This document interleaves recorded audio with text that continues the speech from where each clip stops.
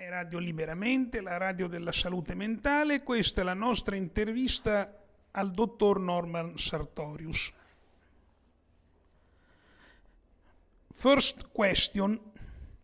We love your idea of a patient's revolution. Do you have any technical strategies or suggestions for us? Well, one of the strategies that I think is important is to organize in one way or another some instruction on how to speak in public.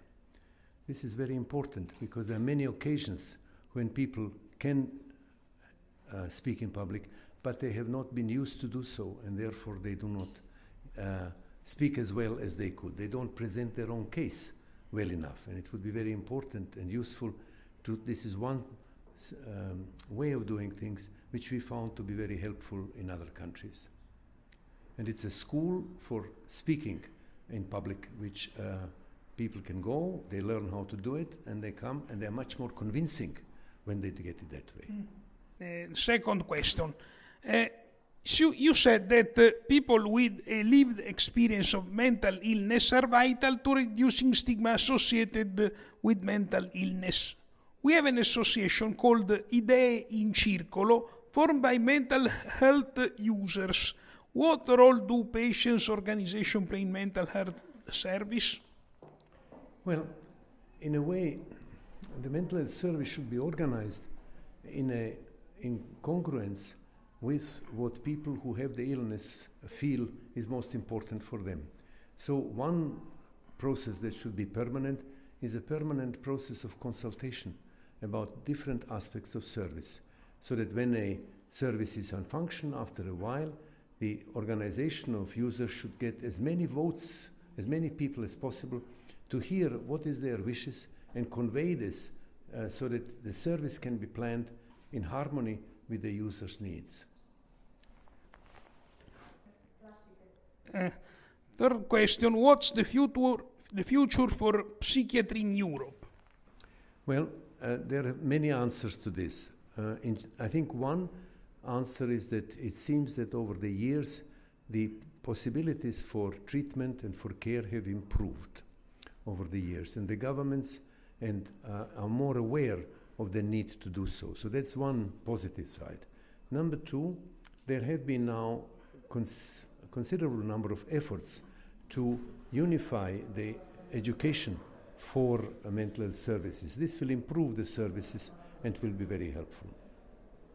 Another thing that is important for Europe, I think that some of the human rights of the mentally ill, which have not been sufficiently protected, are now protected by a variety of tools that have been put into operation in Europe. So those are three definite things that have happened recently. Fourth question, what's for you a madman? Well, there is a difference between mad, mentally ill, and bad. And that's an important difference. Mad people, for example, will go up the Mount Everest for no reason. They will fall down, their family will become saddled with somebody who is now an invalid. This was a mad action. It's an action which is out of the ordinary and takes great risks.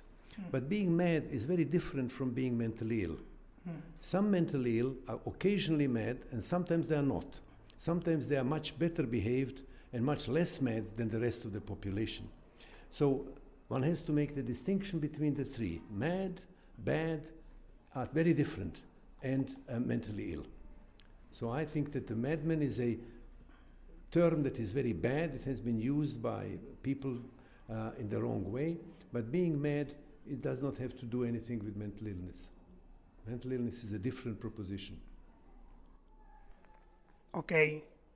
Fifth and last question. What do you think if I tell you I was a mad or mentally ill or something a person? Well, this is a big question which is now discussed in many places. The question is whether a person who had had experience of mental illness should speak about this or not.